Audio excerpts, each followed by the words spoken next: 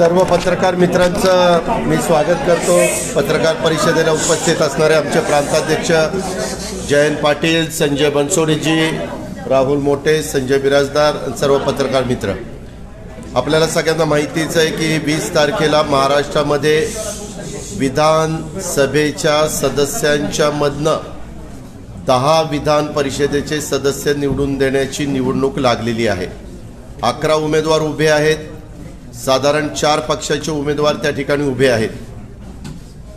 आघाडी म्हणून आम्ही एकंदरीत 6 उमेदवार उभे केलेले आहेत। 2 काँग्रेसचे आहेत, 2 राष्ट्रवादीचे आहेत, 2 शिवसेनेचे आहेत। आता वेगवेगळ्या बातम्या गेले 2 दिवस मी बघतोय, मी आपल्याला स्पष्टपणे नमूद करू इच्छितो की आम्ही सगळेजण हे उमेदवार निवडून आणण्याच्या करता मनापासूनचा प्रयत्न करतोय। एक गोष्ट खरी आहे की शिवसेनेकडे 2 उमेदवार निवडून आणण्याच्या करता आरामात मत आहेत। आम्हा लोकांच्याकडे आमच्या 2 सदस्यांना अजूनही मतदान करण्याची परवानगी न्यायालयाने न दिल्यामुळं आमची संख्या ही 51 आहे। कोटा साधारण 26 आहे। 26 अगदी काठावर धरून चालत नाही, कारण कालच्या विधान परिषद राज्यसभेच्या निवडणुकीमध्ये उभ्या महाराष्ट्राने काय घडलं ते पाहिलेलं आहे। त्याच्यामुळं यदा कदाचित एखाद दुसरं मत दिलेलं बाद झालं, काही तिथं अडचण आली, सभागृहात मतदान करत असताना कधी काय होईल सांगता येत नाही। कधी नजर चुकीने देखील एखादी गोष्ट घडून जाते आणि त्याची किंमत शेवटी मोजावी लागते। जसं मागच्या वेळेस एका सन्माननीय शिवसेनेच्या सदस्यांना आमदार म्हणून दिलेलं मत हे बाद ठरवण्यात आलं आणि म्हणून आम्ही सगळेजण काळजी घेतोय, कोटा जास्त कसा देता येईल ह्याबद्दलचा प्रयत्न करतोय।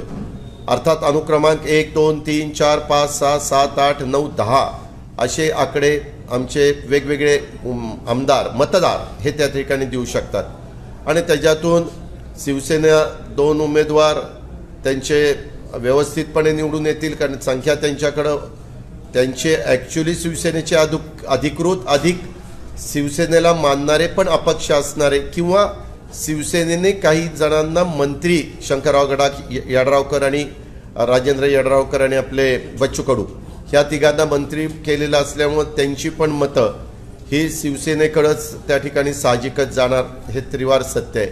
ह्या प्रकारे काम चाललेलं आहे। ह्यावेळेस प्रत्येकजण आपापल्या परीनं काम करतो। काही जणांनी कालच आमदार एकत्रपणे ठेवण्याच्या करता तशी व्यवस्था केलेली आहे। आज इतर पक्षांचे आमदार एकत्रपणे बोलवले जातील आणि बोलून त्यांना योग्य प्रकारचं मार्गदर्शन त्यांच्या पक्षाचे नेते करतील आणि त्यांना 20 तारखेला मतदानाच्या निमित्तानं कसं मतदान करायचं, काय मतदान करायचं, कुठला आकडा कुठं टाकायचा, कारण साधारण 1-2 आकडे आम्ही आमच्याच उमेदवारांना घेतले तरी 3-4 आकडे हे कुणाला द्यायचे, काय द्यायचे ह्याच्याबद्दल उद्धव ठाकरे साहेब, एकनाथ शिंदेजी, जयंतराव पाटील, तसंच आमचे अशोक चव्हाण, बाळासाहेब थोरात असे सगळे मिळून त्या बाबतीतला निर्णय घेतील आणि तो लास्ट क्षणाला घ्यायचं असं आमचं त्या ठिकाणी ठरलेलं आहे। आता हे सगळं करत असताना महाविकास आघाडीची एकजूट आहे, त्याच्यामध्ये कुठल्याही प्रकारची अडचण नाही आहे।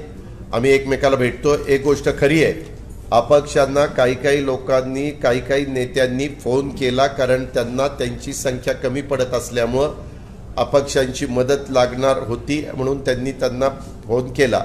पण जे शिवसेनेच्या विचाराचे त्या आमदारांनी सांगितलं की आम्हाला मुख्यमंत्री सांगतील तशा पद्धतीनं आम्ही मतदान त्या ठिकाणी करू, असं काही लोकांनी मात्र स्पष्टपणे सांगितलं।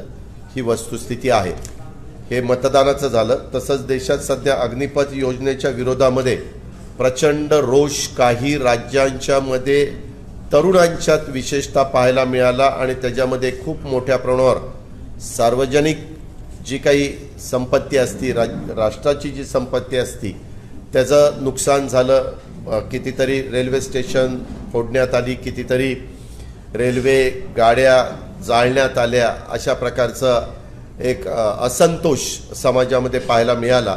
परंतु आता केंद्राने त्याच्याबद्दल निर्णय घेतला। वयाच्या अटीच्या मध्ये थोडीशी मुभा दिली, ती खरं तर आधीच दिली असती तर ही परिस्थिती निर्माण झाली नसती, पण तसं घडलं नाही आणि त्याच्यामुळे शेवटी रोष कुठेतरी थांबावा माझी पण महाराष्ट्रातल्या तरुण सहकाऱ्यांना आणि सर्वांनाच विनंती आहे की कुठल्याही परिस्थितीमध्ये तुम्हा लोकांच्यावर अन्याय होणार नाही अशा पद्धतीची खबरदारी आम्ही सगळेच जण घेऊ। पण राष्ट्रीय संपत्तीचं नुकसान करणं हे आपल्या सगळ्यांच्या हिताचं अजिबात नाही। त्याच्यातनं देशाचं नुकसान होतं आहे, राष्ट्रीय संपत्तीचं नुकसान होतं आहे, ह्याची पण नोंद तरुणांनी घ्यावी। मला तरुणांच्या भावना लक्षात येत आहेत, कारण ते आज नोकरीचा यक्ष प्रश्न निर्माण झाला ह्या महागाईच्या काळामध्ये। त्याच्यामुळे प्रत्येकाला वाटतं की बाबा आपल्याला इथं संधी मिळाली पाहिजे, अशा प्रकारची साहजिकच त्याची अपेक्षा आहे। आणि त्याच्याबद्दल वेगवेगळी प्रकारची स्टेटमेंट आजच वेगवेगळ्या मीडियामध्ये आलेली आहेत आणि त्याच्यातून मार्ग निघाला आहे असं चित्र समोर आलेलं आहे। ह्याच्या दादा एक असं पण बोललं जाते, नाना पटोलेंनी आता विधान केलेलं आहे की कुठेतरी आमदारांवरती केंद्रीय यंत्रणांचा दबाव टाकून त्यांना मतदान करण्यासाठी भाग पाडलं जातं। फोनवर अशा प्रकारचं वक्तव्य होतं असं ते म्हणतात। राष्ट्रवादीच्या आमदारांनी असं आम्हाला अजून कुठल्याही आमदारांनी तसं सांगितलेलं नाही। आज संध्याकाळी आमच्या सगळ्या आमदारांची बैठक प्रांताध्यक्षांनी बोलवलेली आहे, त्याला स्वतः राष्ट्रीय अध्यक्ष आदरणीय पवारसाहेब मार्गदर्शन करणार आहेत। आम्ही लोक सगळे तिथं उपस्थित राहणार आहोत। त्यावेळेस काही कुणाला जर तसं झालेलं असेल, पण अजून तरी मला कुणी फोन करून तसं सांगितलेलं नाही की बाबा आम्हाला अशा अशा पद्धतीनं कोणी फोन केला आणि दबाव आणला, असं काही सांगितलेलं नाही। राज्यसभा निवडणुकीच्या वेळी तिन्ही पक्षांच्या एकत्रित बऱ्याच बैठका झाल्या होत्या, मात्र यावेळी तसं चित्र पाहायला मिळत नाही। यावेळेस काय झालंय, आमदार निवडून देत असताना प्रत्येकाकडे आपला आपला कोटा आहे। मागच्या वेळेस काय झालेलं होतं, तिघांचे 3 उमेदवार व्यवस्थितपणे निवडून येऊन तिन्ही पक्षाकडं मतं काही प्रमाणात शिल्लक होती।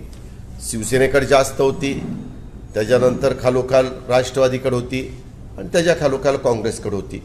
त्याच्यामुळं त्या सगळ्यांच्यामध्ये एकत्रपणे बसून निर्णय घेणं गरजेचं होतं, म्हणून तशा प्रकारची एकत्र बैठक झाली। आता मात्र शिवसेनेला त्यांचे 2 निवडून आणायचे, त्यांची संख्या तुम्हाला माहिती आहे 56 आहे, त्याच्यातल्या एकाचं दुःख निधन झालं म्हणजे 55। साधारण 27-28चा कोटा किंवा 30चा कोटा दिला तरी त्यांचे आणि त्यांचे मंत्री केलेले असे मिळून त्यांचे 2 व्यवस्थितपणे निघतील असं आत्ताचं चित्र आहे। आमच्या 2 लोकांना मताचा परवानगी न दिली मताला जाण्याची, त्याच्यामुळं आम्हाला मात्र संख्या कमी पडते।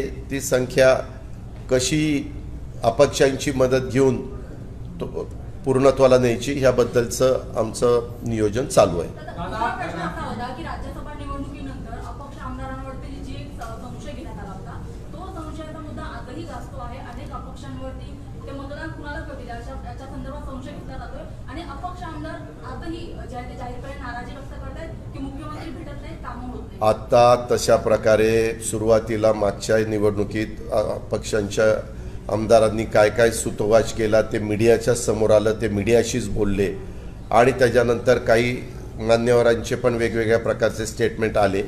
परंतु आता सगळ्यांचे स्टेटमेंट अपक्षांची सर्वांनाच गरज आहे। अपक्ष पण 5-5 लाख लोकांचं प्रतिनिधित्व करतोय, त्याला त्यांचा मान सन्मान ठेवून त्यांना रिस्पेक्ट देऊन त्यांचं मत मागितलं पाहिजे। लोकशाहीमध्ये शेवटी अशा प्रकारे आरोप प्रत्यारोप करून मार्ग निघत नाही आणि ह्यावेळेस आम्ही सगळेजण त्या अपक्षांशी संपर्क साधून कसं ते मत आपल्याला घेता येईल, आपल्या अधिकृत उमेदवारांना निवडून आणण्याच्याकरता घेता येईल, हा प्रकारचा प्रयत्न आम्हा लोकांचा चाललेला आहे।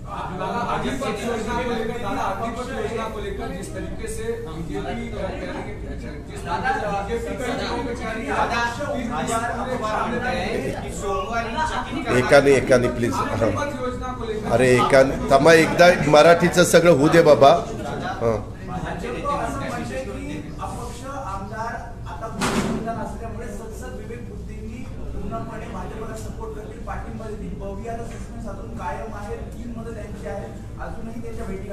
आमदार बहुजन विकास आघाडीला सगळे जाऊन भेटले, रामराजे नाईक निंबाळकर साहेब पण जाऊन भेटले, भाजपचे पण उमेदवार जाऊन भेटले, काँग्रेसचे पण प्रांताध्यक्ष आणि उमेदवार त्या ठिकाणी जाऊन भेटले। प्रत्येक जे स्वतंत्र विचाराचे आहेत त्यांना भेटून मत मिळवणं हे निवडणुकीला उभं असणाऱ्या उमेदवाराचं किंवा ज्या पक्षाचे उमेदवार असतात त्या पक्षाचं कामच असतं. तशा पद्धतीनं प्रत्येकजण जाऊन त्यांना भेटतंय. त्याच्यातनं क्षितिज ठाकूर म्हणून एक आमचे आमदार आहेत, तरुण सहकारी आहेत, हितेंद्रचे चिरंजीव, ते मात्र परदेशात गेलेले आहेत. ते येऊ शकतील का नाही ह्याच्याबद्दल शंका व्यक्त केली जाते. त्याच्यामुळं एक तर आपल्या 288 मध्ये एक जण मयत आहे, 87 दोघांना अजून परवानगी देण्यात आलेली नाही. मागचा अनुभव घेता काय होईल सांगता येत नाही, म्हणजे ते 2 कमी झाले. 85 क्षितिज जर नाही आला तर 84, मग शेवटी 284 जर संख्या राहिली.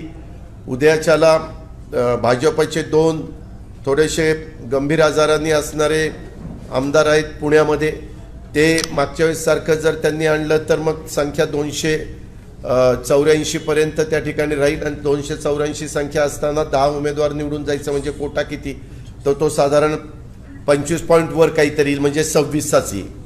अशा पद्धतीची परिस्थिती आजच्या घडीला आहे आणि प्रत्येकजण आपापल्या परीनं त्यांना भेटायचं, त्यांना विनंती करण्याचं काम त्या ठिकाणी करतंय. आपण जे सांगितलं की ते म्हणले सद्विवेक बुद्धीला स्मरून, कुठलीही व्यक्ती कुठल्याही निर्णयाच्या बद्दल ज्यावेळेस जाती मत द्यायला जाते, जसं मतदार त्यांच्या सद्विवेक बुद्धीला स्मरून मतदान करत असतात जनरल निवडणुकीत, तशाच पद्धतीनं ह्याही निवडणुकीमध्ये जे पक्षाचे आमदार आहेत ते त्यांच्या पक्षाच्या अधिकृत उमेदवारांना सांगितल्याप्रमाणे मतदान करतील. पण जे अपक्ष आहेत ते त्यांच्या सद्विवेक बुद्धीला स्मरूनच मतदान करणार आहेत. परंतु आम्ही त्यांना सांगताना असं सांगतो, ती सद्विवेक बुद्धी आमच्या उमेदवाराच्या बाबतीत कशी निर्माण होईल आणि आम्हाला कसं मत मिळेल असा आमचा प्रयत्न चालू आहे, तसाच विरोधकांचाही प्रयत्न चालू आहे. दिसेल ना अगं बाई, चमत्कार होईल का आणखीन काय होईल ते सगळं दिसेलच ना. फार त्याच्याबद्दलची चर्चा करायला काय. एक आहे 11 पैकी 10 निवडून येणार आहेत, 1 जण पराभूत होणार आहे. त्याच्यामुळं तो चमत्कार तर घडणारच आहे. आता चमत्कार कुणाच्या बाबतीत घडतोय ते उभा महाराष्ट्र सोमवारी बघेल. सर्व जागा निवडून आणण्याचा प्रयत्न महाविकास आघाडी त्या ठिकाणी करते आहे.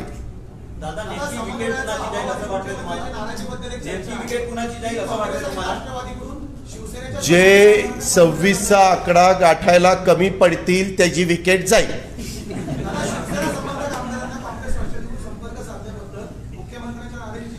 नाही, एक मिनिट, मी त्याचा साक्षीदार आहे. कारण माझा त्या दिवशी बारामतीला कार्यक्रम होता. नंतर सीएम साहेबांनी आम्हाला त्या ओबीसीच्या बद्दल आणि काही इतर कामाच्या बद्दल पण बोलवलेलं होतं.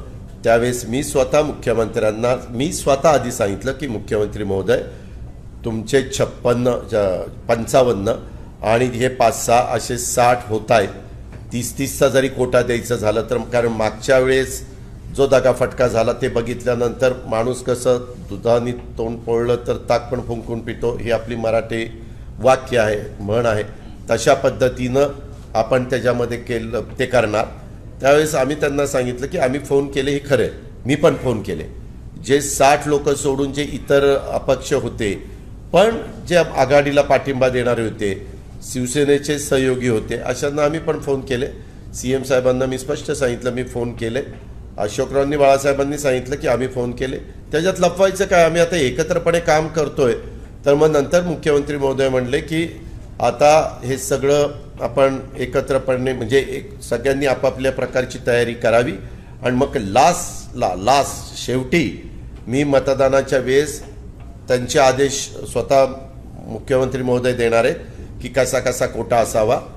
ह्यावेळेस मात्र मला मागे असेच 10-11 उमेदवार असतानाची आठवण आहे की पहिलं दुसरंच मत महत्त्वाचं नाही, 3 नंबर आकडा, 4 नंबर आकडा, 5 नंबर आकडा पण तितकाच महत्त्वाचा आहे. मतं जी ट्रान्सफर होतात निवडून आल्यानंतर सेकंडला निवडून गेला की मग त्याची मतं 3 नंबरला 4 नंबरचं कुणाला दिलं असं ते होतं. त्याच्याकरता आमचा साधारण प्रयत्न आहे 1 आणि 2 एकमेकाला घेतल्यानंतर 3 आणि 4 साधारण आम्ही एकत्र बसून त्या बाबतीमध्ये ठरवू मतदान सुरू व्हायच्या आधी आणि तशा प्रकारे आमच्या आमदारांना विनंती करू. आम्हाला थोड्या मताची गरज आहे आजपर्यंत 30-35 वर्षाचं काम आमचं बघता आम्हाला ती थोडीशी मतं, मी जयंत पाटील, भुजबळ साहेब, आम्ही सगळेजण मिळू अशी आमचं अंतर्मन आम्हाला सांगतंय की तेवढी आपण मतं मिळू. मुख्यमंत्री आत्ता काही ते म्हणले की आपण शेवटी बसू आणि त्याबद्दलचा निर्णय घेऊ. साधारण मुख्यमंत्र्यांचाही कल साईच्या साई उमेदवार निवडून येण्याच्या बद्दलचा आहे. ते संपूर्ण माहिती घेऊन कुणाला मत देणं गरजेचं आहे ते बघतील आणि त्या पद्धतीने निर्णय देतील. संजय राऊतांना मतदानाच्या वेळेस सोबत घेऊन जायला परवानगी द्यावी. त्यांनी त्याचं मत मांडलं. तुम्हालाही माहिती आहे की उद्या मी म्हणालो की मला तुम्हाला बरोबर घेऊन मत द्यायची परवानगी देणार आहे का कुणी? म्हणायचं असतं. कारण त्यांच्यावर डायरेक्ट त्यांनी आरोप केला, त्याच्यामुळं ते म्हणले बाबा तुम्ही स्वतः चला, तुमच्या देखत मतदान करतो. ह्याच्यातला अर्थ तर उगीच कशाचं काय परीचा कावळा कशा करता ते ह्या कानाचं ऐकायचं आणि त्या कानाने सोडून द्यायचं. देश भर में विवाद चल रहा है, कई जगहों पे आगजनी हो रही है, दंगे जैसे नौबत आ गई है, इस योजना के बारे में आपका क्या मत है? और ये देखो, इसके बारे में अग्निपथ, ये जो नई योजना गवर्नमेंट ऑफ इंडिया ने लाई थी, उसमें यूथ जो थे उनको अच्छा नहीं लगा. वो बोले कि उसमें जो एज का लिमिट उन्होंने डाला है वो हटाओ. और ये सही है क्योंकि 2 साल गए कोरोना में. 2 साल में हमारे यूथ, पूरे देश के यूथ को जितना नौकरी के बारे में चांस मिलना चाहिए था वो नहीं मिला. आपने बीच में सुना होगा और भी कोई गवर्नमेंट ने इसके बारे में एज लिमिट हटाने का तय किया है अलग अलग इसमें रिक्रूटमेंट में. वैसा इसमें भी करना चाहिए था, लेकिन अभी सेंट्रल गवर्नमेंट ने उसके बारे में डिसीजन लिया है और अभी मेरे ख्याल से सभी यूथ लोग उसके बारे में सहमत है. दादा, विधान परिषद चुनाव को लेकर जिस तरीके से शिवसेना के पास पर्याप्त मत है, आप लोगों के पास कम है, आप लोगों ने फोन किया, उसको लेकर के भी शिवसेना में नाराजी बिराजी बिल्कुल नहीं. नाराजी बिल्कुल नहीं. नाराजी क्या बोल रहे हैं बार बार? उसके बारे में हमने खुद बताया चीफ मिनिस्टर को कि हाँ हमने फोन किया. बाला साहब थोरात ने जी ने बताया, फोन किया. फिर सीएम साहब बोले कि अभी फोन करने की जरूरत नहीं है, मैं लास्ट 20 तारीख को अर्ली मॉर्निंग या 19 को रात को देर से हम सब बैठेंगे और किसको किसको कितने कितने वोट मिल सकते हैं, क्या क्या किनके किसके किसके साथ क्या बात हो गई, पॉजिटिव बात क्या हुई, नेगेटिव बात क्या हुई, वो सब हम एक दूसरे के साथ बात करेंगे और उसके बाद फाइनल डिसीजन लेंगे. तो उसमें से रास्ता वो निकालने की कोशिश कर रहे हैं. ईडी का उपयोग क्या किया जा रहा है? विधायकों के ऊपर ईडी का दबाव मुझे किसी ने वैसा बताया नहीं अभी तक वैसा कुछ बताया नहीं. लेकिन आज शाम को हमारी राष्ट्रवादी कांग्रेस पार्टी की मीटिंग है. वहाँ हमारे प्रांताध्यक्ष पार्टी के चीफ स्टेट के जयंत पाटिल और पवार साहब खुद आने वाले, हम सब जाने वाले. तब हम पूछेंगे कि ऐसा कुछ किसी को फोन आया है क्या. अभी तक तो नहीं आया. नुपुर शर्मा के बयान के बाद कई इस्लामिक देश जो है एकजुट हो गई है और विरोध प्रदर्शन कर रही है. नुपुर शर्मा के बयान को आप विपक्ष पे किस तरह देख रहे हैं? लगातार गिरफ्तारी की ऐसा नुपुर शर्मा नहीं, किसी ने भी, कोई भी अपने देश के जो भी नागरिक है, जो भी सिटीजन है, किसी ने भी ऐसी बात नहीं करनी चाहिए जिस बात से किसी दूसरे को दुख पहुंचा हो. ऐसा बिल्कुल नहीं करना चाहिए.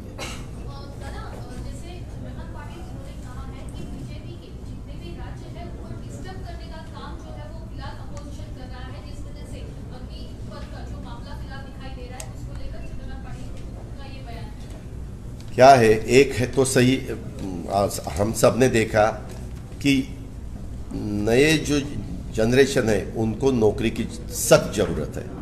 और ये बीच में जो थोड़ा सा उनको ऐसी उम्मीद लगी कि अपने को, उन्होंने सपना देखा था कि अपने को अभी इसमें नौकरी मिल जाएगी, लेकिन एज लिमिट आने के बाद थोड़ा सा उसमें लोग युवक लोग नाराज़ हो गए और यूथ लॉबी को ऐसा लगा कि अब अपना चांस जा रहा है, इसीलिए उन्होंने ये आंदोलन किया. लेकिन अभी वो सब खत्म हुआ है और सेंट्रल गवर्नमेंट ने की भी उसके बारे में सही डिसीजन लिया और एज का लिमिट हटाया। सर, जिस तरीके से ट्रेनों में आगजनी हो रही है, बड़ी पैमाने पे हिंसा हो रही है, इसको किस तरीके से देखते हैं? वो बिल्कुल नहीं होना चाहिए। ये राष्ट्रीय संपत्ति का नुकसान करने का अधिकार किसी को नहीं दिया है, ये नहीं होना चाहिए। लेकिन वो किस कारण हुआ, तो ये एज लिमिट लगाई, इस कारण हुआ। ये पहले ही एज लिमिट नहीं लगाते तो ये कारण भी नहीं सबके सामने आता। ठीक है, ओके, धन्यवाद।